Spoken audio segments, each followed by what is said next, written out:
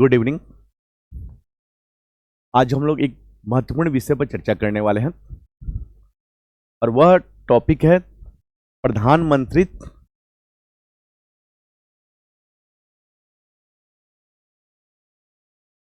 और मंत्री परिषद।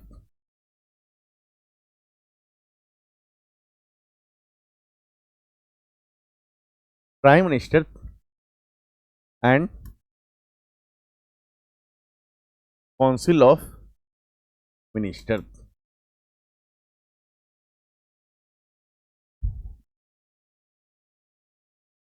प्रधानमंत्री और मंत्री परिषद। तो सबसे पहले हम लोग प्रधानमंत्री के रिगार्डिंग देखेंगे। उसके बाद हम लोग उनके मंत्री परिषद की चर्चा करेंगे।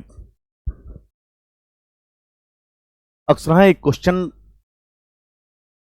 पूछ लिया जाता है कि what is the difference between council of minister and cabinet. प्रधानमंत्री के मंत्री परिषद या मंत्रिमंडल में क्या अंतर है।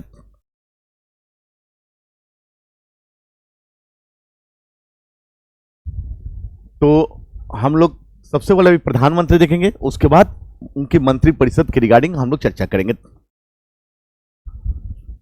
तो प्रधानमंत्री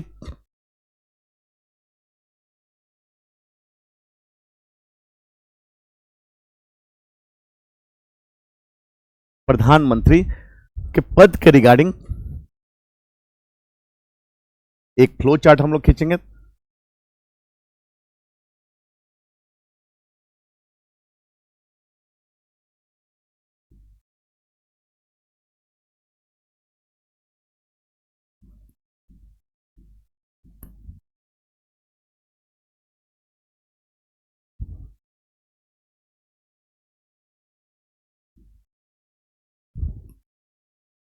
नियुक्ति,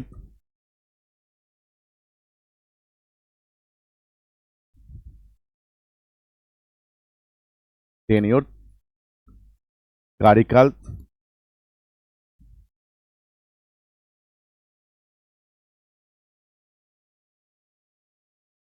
रिमूवल,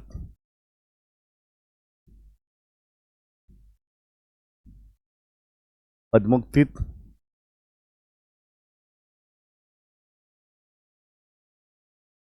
वेतन और फंक्शन कार्य। हम लोग प्रधानमंत्री के अंतर्गत एक फ्लो चार्ट हमने बनाया और इस फ्लो चार्ट के अंतर्गत हम लोग इतने फेसेट्स को कवर करेंगे। पहला फेसेट जो है वो आपको पद।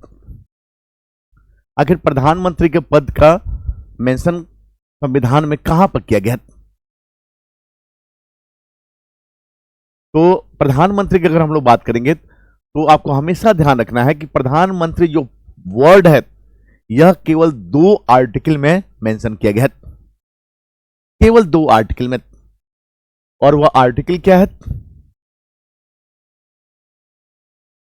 Article 74 and 75। Article 74 and 75। Article 74 में 2 क्लॉज है। आर्टिकल 74 की अगर हम लोग बात करें तो उसके क्लॉज 1 कहता है there shall be a council of ministers with PM to aid and advice to president who shall in the exercise of each function act in accordance with such advice। यानी राष्ट्रपति को देयर शैल बी अगर there shall a council of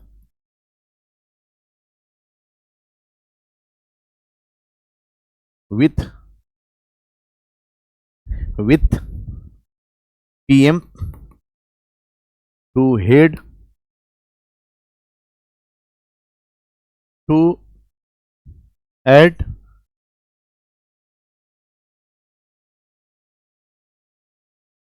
and advice to president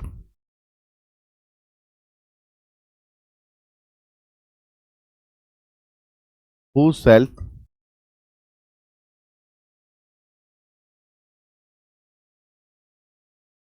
exercise in his function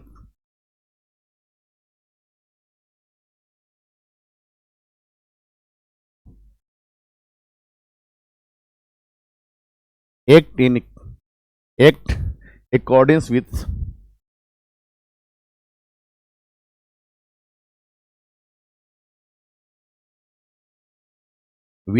such advice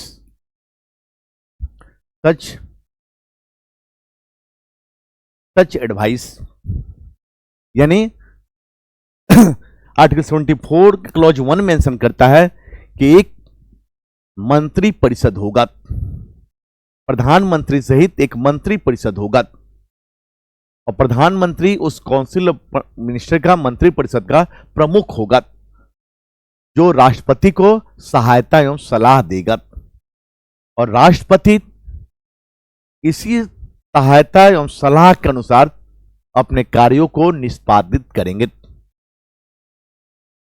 तो हम ये देख रहे हैं कि इस आर्टिकल में अगर हम लोग बात करेंगे तो पीएम शब्द का मेंशन किया गया है, पीएम शब्द का मेंशन किया गया है और यानी पीएम जो को मेंशन किया गया वो काउंसिल ऑफ मिनिस्टर के साथ, यानी जो काउंसिल ऑफ मिनिस्टर का जो हेड होगा वह पीएम होगा। इसके आगे और कुछ नहीं कहता ये हमारा ये आर्टिकल। और फिर 74 का क्लॉज 2 कहता है this advice which is given by the council of ministers can not be inquired into any court, यानी मंत्री परिषद ने जो भी एडवाइस दिया है प्रेसिडेंट को, जो भी प्रेसिडेंट को सलाह दिया है वह किसी भी कोर्ट के द्वारा जांच नहीं की जाएगी।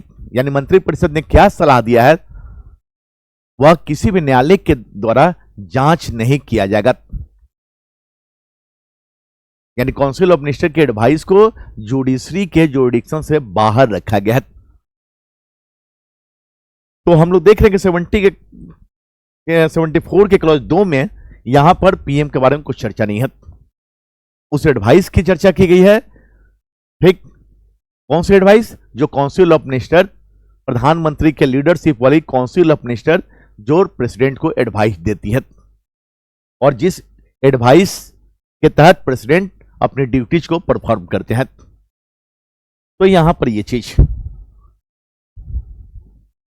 फिर एक आर्टिकल है 75। आर्टिकल 75 में 6 क्लॉज हैं, 6 क्लॉजेज हैं। आर्टिकल 75 का क्लॉज, आर्टिकल 75 का क्लॉज 1 कहता है prime minister is appointed by the president, यानी प्रधानमंत्री की नियुक्ति राष्ट्रपति करेगा। And also all minister shell appointed by the president on the advice of the PM, यानी सारे मंत्रियों यानी काउंसिल ऑफ मिनिस्टर के मेंबर्स के, काउंसिल ऑफ मिनिस्टर में जो भी मिनिस्टर हैं उन सबकी अपॉइंटमेंट कौन करेगा? राष्ट्रपति। किसकी सलाह पर? किसके रिकमेंडेशन पर? प्रधानमंत्री के रिकमेंडेशन पर। तो यहां पर आर्टिकल 75 में PM is appointed by president, प्रधानमंत्री की नियुक्ति कौन करेगा? राष्ट्रपति। प्रधानमंत्री की नियुक्ति राष्ट्रपति करेगा। तो हमेशा अगर क्वेश्चन पूछ दे कि यहां पर प्रधानमंत्री के पद का मेंशन कहां पर किया गया है, तो आर्टिकल 74 का क्लॉज 1। ठीक, आर्टिकल 75 में अपॉइंटमेंट की बात की जा रही है, नियुक्ति की बात की जा रही है, यानी प्रधानमंत्री की नियुक्ति कौन करेगा? तो अपॉइंटमेंट की अगर बात करें तो अपॉइंटमेंट का मेंशन आर्टिकल 75 का क्लॉज 1 करता है कि prime minister is appointed by the president, प्रधानमंत्री की नियुक्ति राष्ट्रपति करेगा। अब मुद्दा है कि प्रेसिडेंट किस व्यक्ति को एज ए पीएम के तौर पर अपॉइंट करेंगे। प्रधानमंत्री किस व्यक्ति को बनाया जाएगा, राष्ट्रपति किसको प्रधानमंत्री के तौर पर अपॉइंट करेंगे। यहां पर हमारा ये आर्टिकल केवल मेंशन कर रहा है कि prime minister is appointed by president, यानी प्रेसिडेंट किस पर्सन को, किस व्यक्ति को प्रधानमंत्री के तौर पर नियुक्त करेंगे, इस पर हमारा संविधान जो है बिल्कुल ही साइलेंट है। संविधान कुछ भी नहीं कहता है, ये आर्टिकल इसके आगे कुछ नहीं बोलता है। पूरे होल कॉन्स्टिट्यूशन में राष्ट्रपति किसको प्रधानमंत्री के तौर पर अपॉइंट करेंगे कहीं भी मेंशन नहीं किया गया है। तो अब यह समस्या है कि आखिर किसको अपॉइंट किया जाएगा, राष्ट्रपति किसको अपॉइंट करेंगे। संविधान हमारे इस पर साइलेंट है, कहीं भी पूरे होल कॉन्स्टिट्यूशन में कहीं भी मेंशन नहीं किया गया है। और मैं अभी जस्ट आपसे बात कर रहा हूं कि प्रधानमंत्री और उनके काउंसिल ऑफ मिनिस्टर का चर्चा आर्टिकल 74 और 75 में किया गया है। तो आपको हमेशा इस प्रश्न का उत्तर देने के लिए हमेशा इस बात को ध्यान रखना है कि भले कॉन्स्टिट्यूशन में कहीं मेंशन नहीं किया गया, लेकिन पार्लियामेंट्री कन्वेंशन के तहत, संसदीय परंपरा के तहत, पार्लियामेंट्री इंटेंशन के तहत राष्ट्रपति जनरली वैसे व्यक्ति को प्रधानमंत्री के तौर पर नियुक्त करते हैं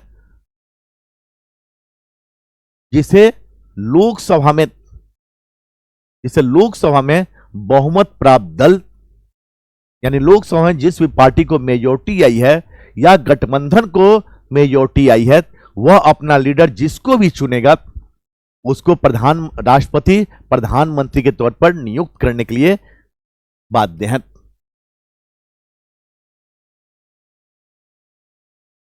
यानी कहने का मतलब ये हो जा रहा है कि लोकसभा में आफ्टर जनरल इलेक्शन या कभी भी ऐसा सिचुएशन क्रिएट हो जाए तो लोकसभा में जिस भी पार्टी को मेजोरिटी है वह अपना लीडर जिसको भी चुन ले, राष्ट्रपति उस व्यक्ति को प्रधानमंत्री के तौर पर अपॉइंट करेंगे। अथवा कोलेशन ऑफ पार्टी, आजकल कोलेशन का जमाना चल रहा है।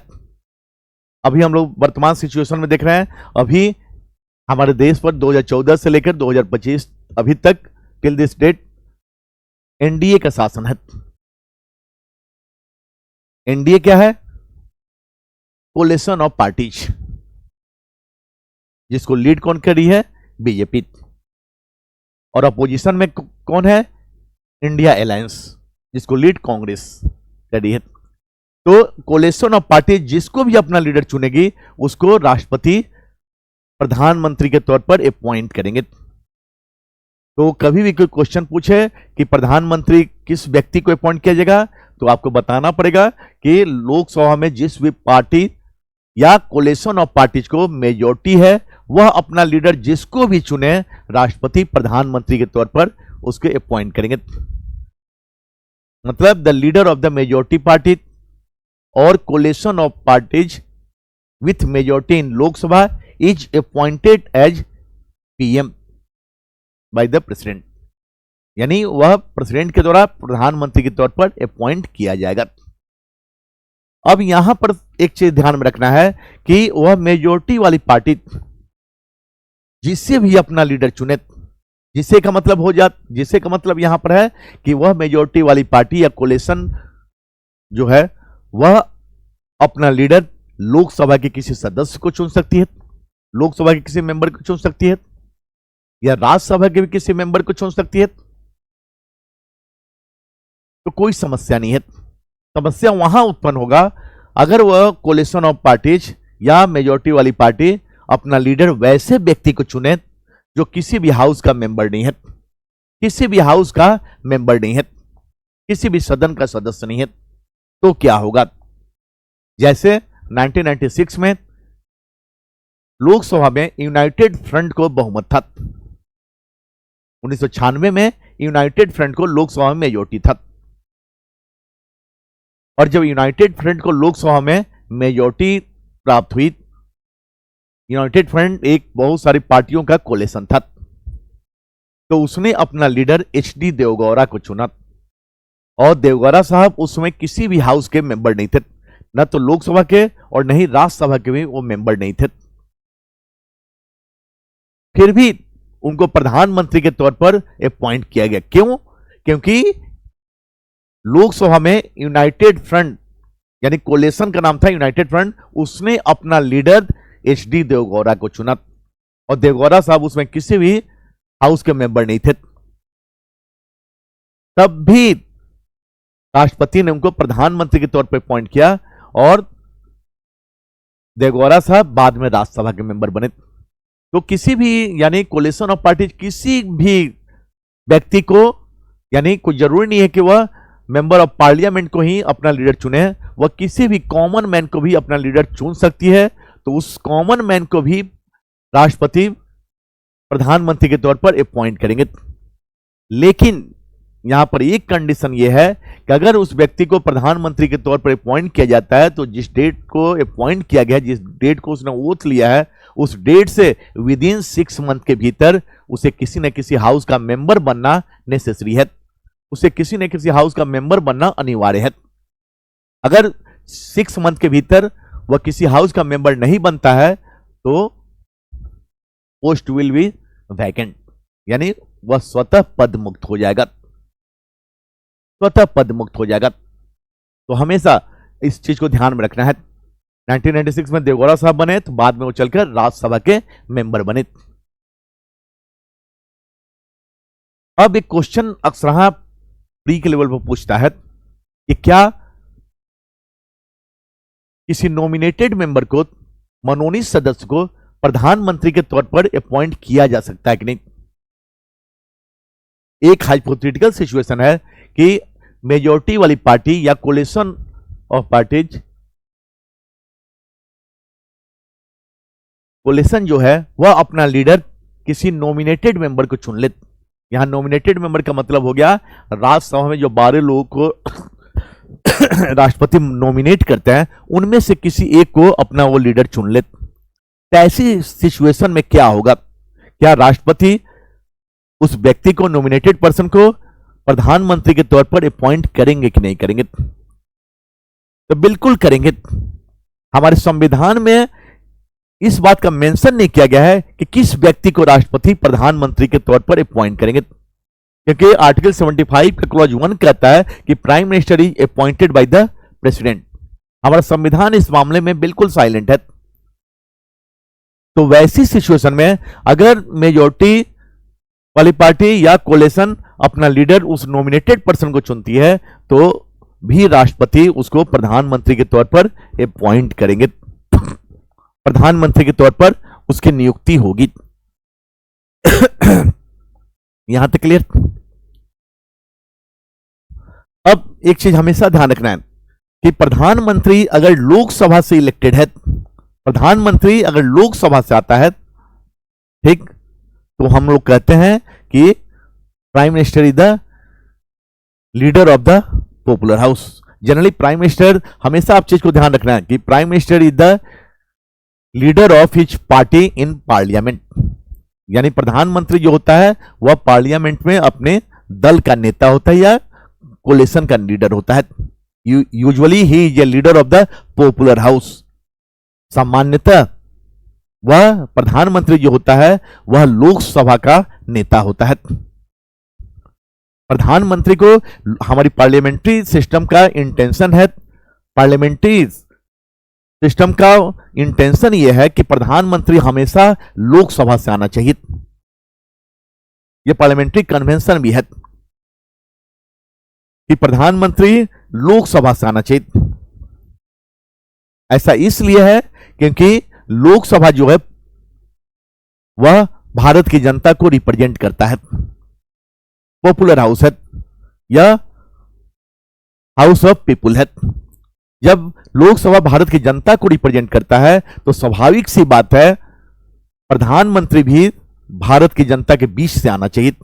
यानी बीच का मतलब ये हो जाता है कि चूंकि हमारे यहां हम लोग डायरेक्ट प्रधानमंत्री को नहीं चुनते हैं, हमारे द्वारा चुने गए रिप्रेजेंटेटिव चुनते हैं, तो ऑब्वियस सी बात है कि प्रधानमंत्री हमारे द्वारा चुने गए रिप्रेजेंटेटिव, ठीक, हमारे द्वारा जो चुने गए रिप्रेजेंटेटिव है जिनको हम डायरेक्ट चुनते हैं, वे लोग प्रधानमंत्री को चुने। ठीक, भारत एक डेमोक्रेटिक कंट्री है और डेमोक्रेसी के सेंटर पॉइंट में जनता ही सब कुछ होती है, सब कुछ जनता होती है और जनता को रिप्रेजेंट लोकसभा करता है। इस कारण से प्रधानमंत्री को लोकसभा से आना चाहिए।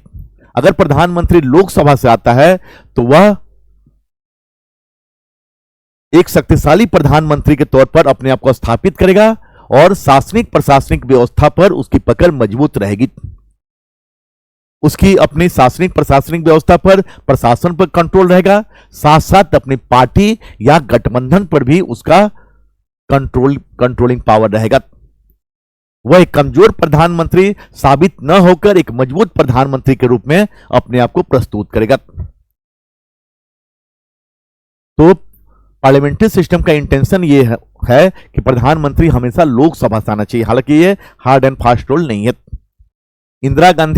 हालांकि इंदिरा गांधी जब पहली बार प्रधानमंत्री बनी थी 1966 में, शास्त्री जी की मृत्यु के बाद, तो उस समय वह राज्यसभा की मेंबर थी और इंदिरा गांधी ने इसी पार्लियामेंट्री सिस्टम के इंटेंशन को ध्यान में रखते हुए उन्होंने राज्यसभा की मेंबरशिप से इस्तीफा दिया, रिजाइन किया और फिर वह राज्यसभा की मेंबरशिप से रिजाइन किया।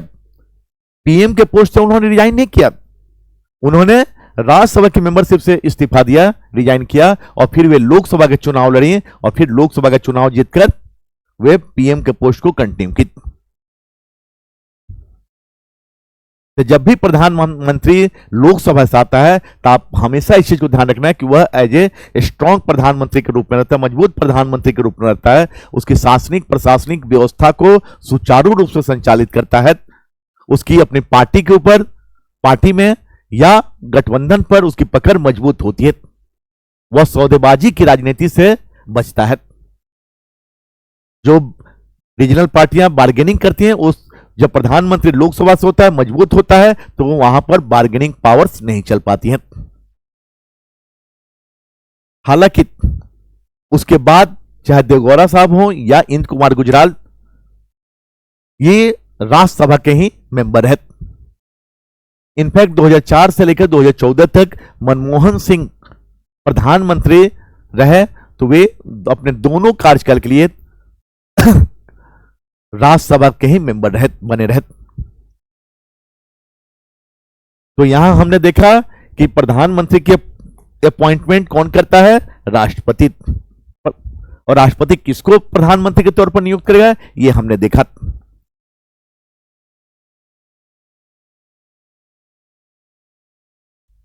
अब ये टेन्योर की बात किया जाए, कार्यकाल क्या होगा। टेन्योर की अगर बात करें हम लोग, कार्यकाल की बात करें, तो आप हमेशा इस चीज को ध्यान रखना है कि प्रधानमंत्री का व्यक्तिगत टेन्योर की चर्चा कहीं नहीं की गई है। आर्टिकल 75 का क्लॉज 2 कहता है, आर्टिकल 75 का क्लॉज 2 कहता है, ऑल मिनिस्टर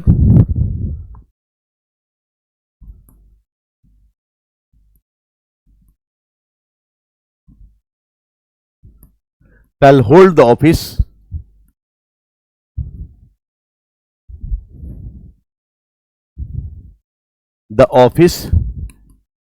during the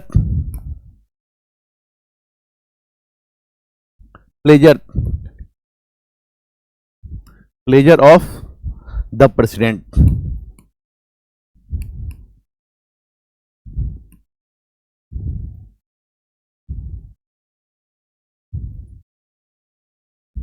मंत्री राष्ट्रपति के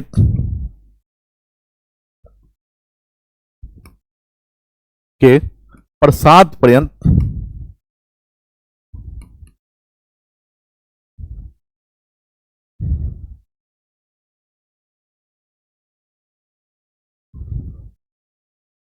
सभी मंत्री राष्ट्रपति के प्रसाद पर्यंत पद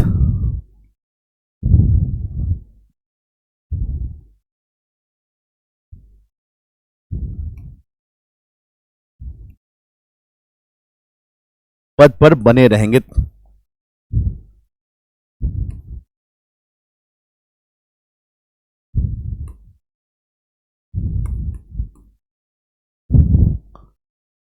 यहां पर प्रधानमंत्री का टेन्योर कितना होगा, यहां पर हमारा कॉन्स्टिट्यूशन जो है इंडिविजुअली प्राइम मिनिस्टर के को मेंशन नहीं कर रहा है, प्रधानमंत्री को मेंशन नहीं कर रहा है। यहां अगर इस आर्टिकल की बात किया जाए, आर्टिकल 75 के क्लॉज 2 जो है, प्रधानमंत्री को भी एज ए मिनिस्टर के तौर पर कंसिडर किया जा रहा है, और क्या कहा जा रहा है कि वे राष्ट्रपति के प्रसाद पर्यंत अपना पद ग्रहण करेंगे। लेकिन पार्लियामेंट्री सिस्टम के इंटेंशन के तहत, पार्लियामेंट्री कन्वेंशन की अगर हम लोग बात करें, तो यहां पर अगर कोई पूछे कि प्रधानमंत्री का टेन्योर कितना होता है, तो आपका आंसर देना होगा कि सामान्यतः प्रधानमंत्री का जो कार्यकाल होता है वह 5 साल होता है, लेकिन वह अपने पद पर तब तक बना रहता है जब तक उसे लोकसभा में बहुमत हासिल है, लोकसभा में उसको मेजॉरिटी हासिल है। The tenure, generally the tenure of the prime minister is 5 year, ठीक, but he remains his post, यानी प्रधानमंत्री का जो कार्यकाल होता है 5 वर्ष होता है, लेकिन वो अपने पद पर तब तक बना रहता है जब तक उसे लोकसभा में मेजॉरिटी हासिल होती है। लोकसभा के जब तक मेजॉरिटी उसे प्राप्त है तब तक वो अपने पद पर बना रहेगा। तो इस चीज को आपको हमेशा ध्यान रखना है कि कभी भी अगर पूछा जाए कि प्रधानमंत्री का टेन्योर कितना होता है, तो आपको जल्दीबाजी में आंसर नहीं देना है कि प्रधानमंत्री का टेन्योर 5 साल होता है। आप जैसे 5 साल बोलोगे तो आपके सामने क्रॉस क्वेश्चन हो जाएगा कि 1996 में वाजपेयी जी फिर 13 दिनों के लिए प्रधानमंत्री क्यों बने।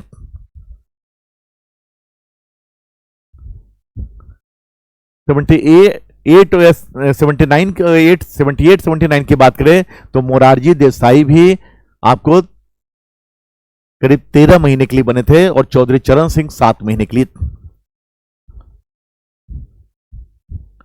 विश्वनाथ प्रताप सिंह की बात किया जाए या चंद्रशेखर जी, वो भी 10 महीने के लिए, विश्वनाथ प्रताप सिंह 13 या 14 महीने के लिए, देवगौड़ा साहब और इंद्र कुमार गुजराल ये दोनों मिलकर 3.5 साल तक प्रधानमंत्री के पद पर रहे। फिर 1996 में वाजपेयी जी जब पहली बार प्रधानमंत्री बने तो केवल 13 दिनों के लिए। तो कभी भी इस प्रश्न का उत्तर यह नहीं देना है कि प्रधानमंत्री का कार्यकाल 5 साल होता है, हमेशा राजनीतिक संभावनाओं का द्वार है। तो आपको इस बात का ध्यान में रखना है, और ये आंसर जो देना है आपको बोलना पड़ेगा कि जनरली प्रधानमंत्री का जो कार्यकाल होता है 5 साल होता है, लेकिन वे अपने पोस्ट को तब तक बना रहेंगे, पोस्ट पर तब तक बने रहेंगे जब तक कि उन्हें लोकसभा में मेजॉरिटी हासिल है, लोकसभा का उन्हें बहुमत प्राप्त है। तो हमेशा इस चीज को ध्यान में रखना है। तो ये इनका टेन्योर भी हो गया, प्रधानमंत्री का टेन्योर। अब रिमूवल की बात किया जाए, पद मुक्ति की बात किया जाए, तो प्रधानमंत्री को पद से कैसे हटाया जाएगा, कैसे उनको रिमूव किया जाएगा।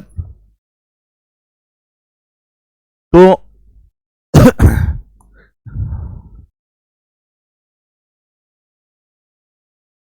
रिमूवल की अगर बात की जाए,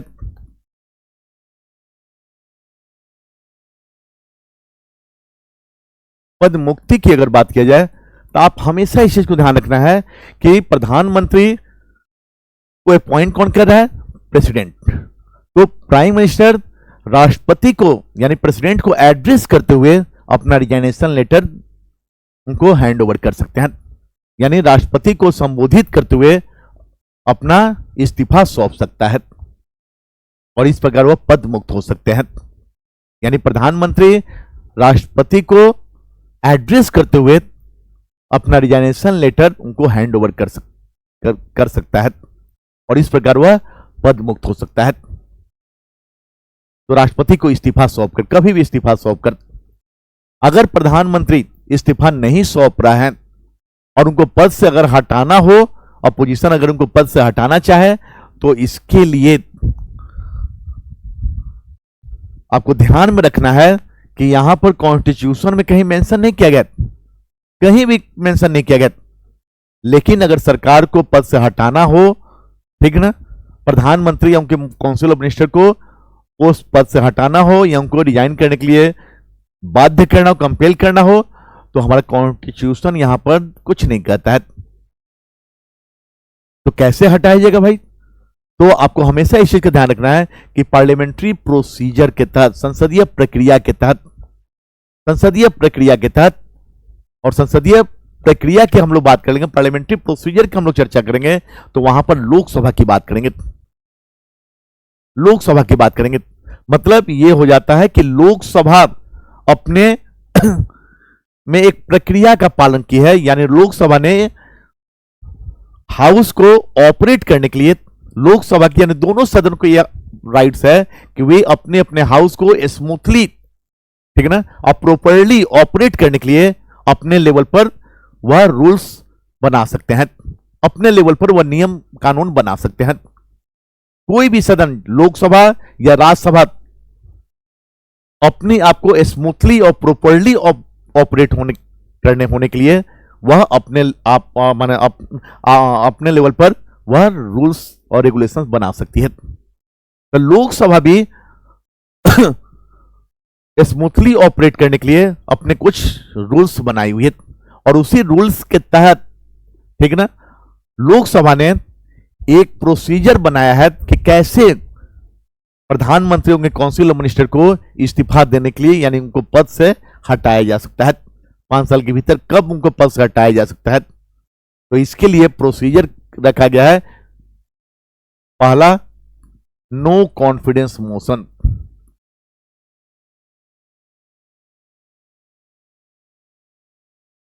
नो कॉन्फिडेंस मोशन, अविश्वास प्रस्ताव, अविश्वास प्रस्ताव।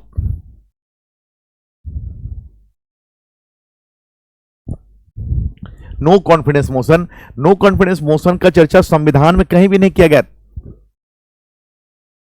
हमेशा इस चीज को ध्यान रखना है। नो कॉन्फिडेंस मोशन जो है वह पार्लियामेंट द्वारा बनाया गया एक प्रोसीजर है। पार्लियामेंट भी नहीं कहेंगे, लोकसभा द्वारा बनाया गया एक प्रोसीजर है। और यह नो कॉन्फिडेंस जो मोशन है, यह केवल केवल ऑपोजिशन के द्वारा लोकसभा में इसको लाया जा सकता है, लोकसभा में लाया जा सकता है। यानी लोकसभा में अपोजिशन जो है सरकार के खिलाफ एक नोटिस देता है कि इस सदन का इस सरकार पर विश्वास नहीं है, ठीक। और जैसे नोटिस मिलता है उसके बाद आपको प्रोसीजर शुरू होती है। अगर यह नोटिस लोकसभा से पारित हो जाता है सिंपल मेजॉरिटी से, साधारण बहुमत से लोकसभा इस नोटिस को, नो कॉन्फिडेंस मोशन को पास कर देती है, तो विथ इफेक्ट, तत्काल प्रभाव से प्रधानमंत्री को इस्तीफा देनी पड़ेगी, तत्काल प्रभाव से। हमेशा इस चीज को ध्यान रखना है कि सिंपल मेजॉरिटी से अगर पास कर दिया जाता है तो तत्काल प्रभाव, विथ इफेक्ट, प्राइम मिनिस्टर तुरंत आपको रिजाइन करेंगे, इस्तीफा देंगे। तो प्रधानमंत्री को पद से हटाने के लिए पहला प्रोसीजर यह है, नो कॉन्फिडेंस मोशन। और दूसरा अगर बात किया जाए,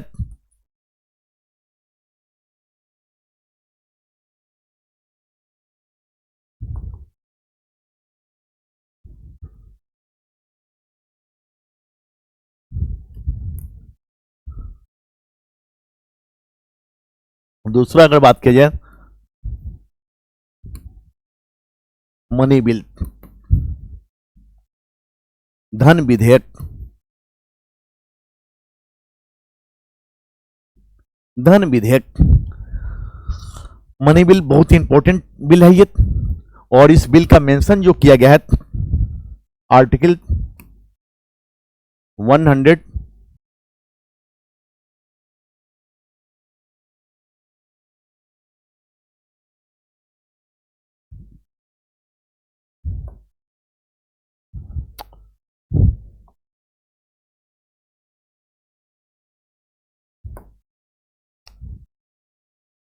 आर्टिकल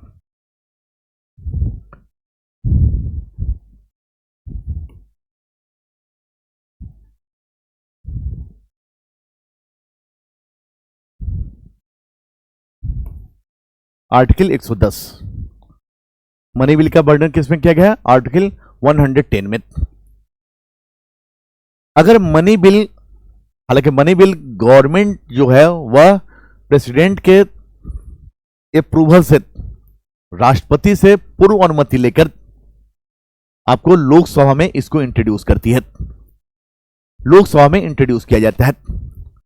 अगर मनी बिल को लोकसभा अप्रूव नहीं करे, मनी बिल को लोकसभा अप्रूव नहीं करे, तब भी यह माना जाएगा, तब उस सिचुएशन में यह माना जाएगा कि प्रधानमंत्री का लोकसभा में मेजॉरिटी नहीं है, प्रधानमंत्री का लोकसभा में मेजॉरिटी नहीं है।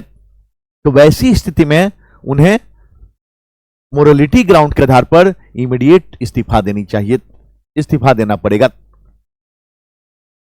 अगर मनी बिल लोकसभा अप्रूव नहीं करती है तो मोरलिटी ग्राउंड पर प्रधानमंत्री को इस्तीफा देना होगा। अगर इस्तीफा नहीं देते हैं तो वैसी सिचुएशन में प्रेसिडेंट प्राइम मिनिस्टर को निर्देश दे सकता है कि आप लोकसभा में अपने मेजॉरिटी को प्रूव करें, मेजॉरिटी को प्रूव करें। तो हमेशा ध्यान रखें कि इन दोनों प्रोसीजर के तहत आपको प्रधानमंत्री को पद से हटाया जा सकता है। उसके बाद अगर हम लोग चर्चा करें तो रिमूवल भी हो गया। अब आइए सैलरी, वेतन। अगर हम लोग वेतन की बात करें तो वेतन, सैलरी कितनी मिलती है प्रधानमंत्री की? आपको ध्यान में रखना है कि प्रधानमंत्री की सैलरी सॉरी, प्रधानमंत्री को सैलरी प्रधानमंत्री के रूप में नहीं मिलती है। उनको जो सैलरी मिलती है as a member of parliament, as a सांसद के रूप में उनको सैलरी मिलती है। ठीक, हाँ, अलाउंसेज, जो भत्ता जो होता है वह उनको एज ए प्राइम मिनिस्टर के तौर पर मिलता है, प्रधानमंत्री के तौर पर मिलता है। तो सैलरी क्या होती है? प्रधानमंत्री को salary as a member of parliament के तहत मिलता है, और अलाउंस जो होता है वह अलाउंस जो होता है वह किसके तहत मिलता है? हमेशा ध्यान रखना है कि अलाउंस जो होता है वह एज ए प्राइम मिनिस्टर के तौर पर मिलता है।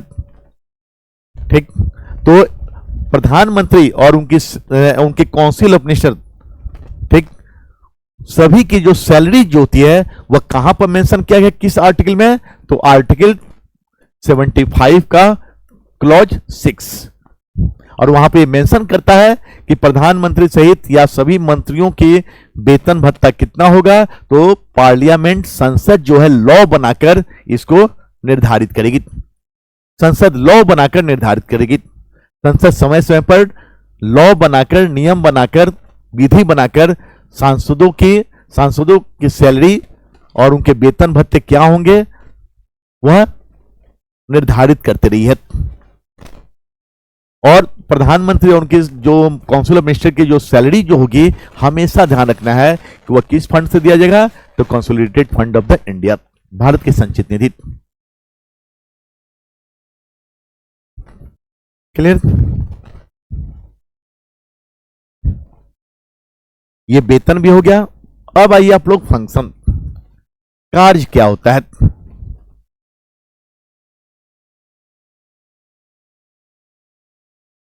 अगर कार्य की बात किया जाए, फंक्शन की बात किया जाए,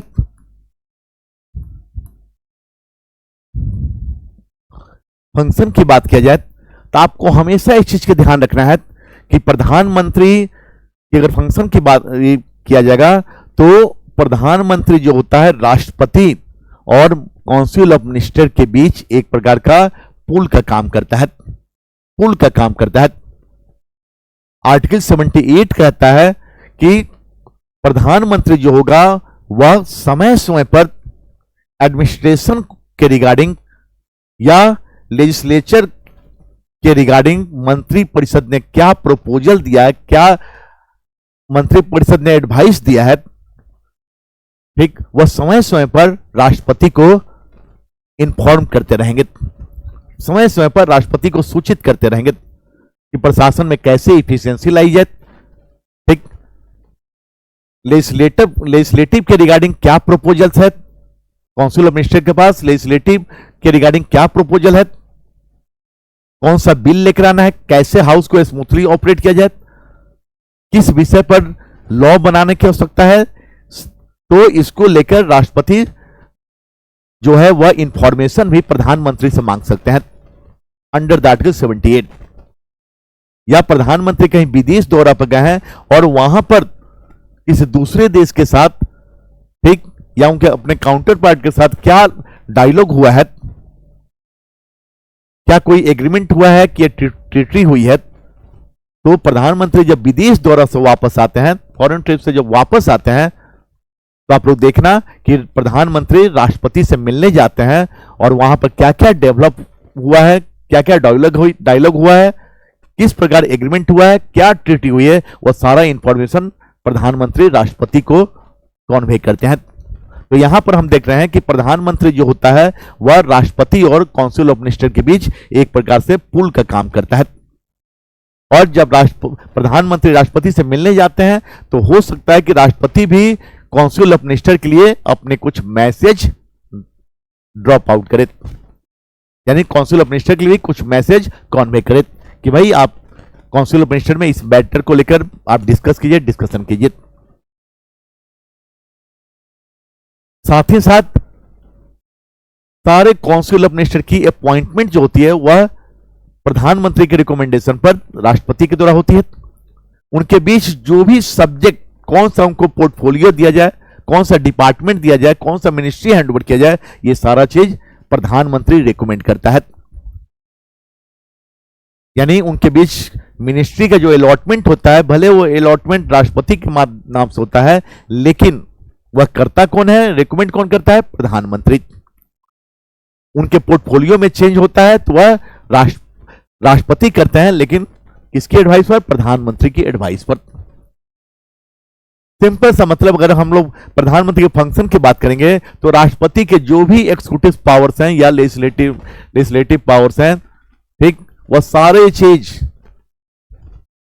राष्ट्रपति के डिस्क्रिशनरी पावर को छोड़ दिया जाए, विवेकाधीन शक्ति को छोड़ दिया जाए, तो सारा काम राष्ट्रपति का जो भी पावर्स है, जो भी उसके यह है, वो सारा प्रधानमंत्री करते हैं।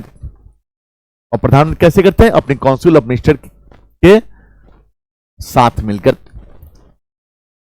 तो सिंपल से एक सेंटेंस में बोलना होगा कि जो भी राष्ट्रपति के एक्सिक्यूटिव पावर्स हैं या लेजिस्लेशन पावर है या जो भी जुडिशियल पावर है या कोई भी पावर्स है, राष्ट्रपति के डिस्क्रिशनरी पावर को छोड़ दिया जाए, विवेकाधीन शक्ति को छोड़ दिया जाए, तो सारे काम राष्ट्रपति के जो है वह राष्ट्रपति की तरफ से प्रधानमंत्री और उनकी टीम, जिसको हम लोग काउंसिल ऑफ मिनिस्टर कहते हैं, वह कवर करती है, वह संपादित करती है। तो प्रधानमंत्री का यह फंक्शन हो गया।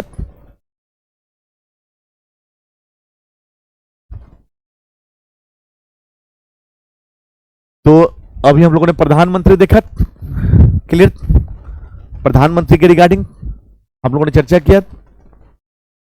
अब अगर हम लोग उसके बाद हम लोग करेंगे कि काउंसिल ऑफ मिनिस्टर को, तो प्रधानमंत्री से रिलेटेड मुझे उम्मीद है कि सबको क्लियर हो गया, कॉन्सेप्ट क्लियर होगा, तो क्वेश्चन नहीं छूटना चाहिए।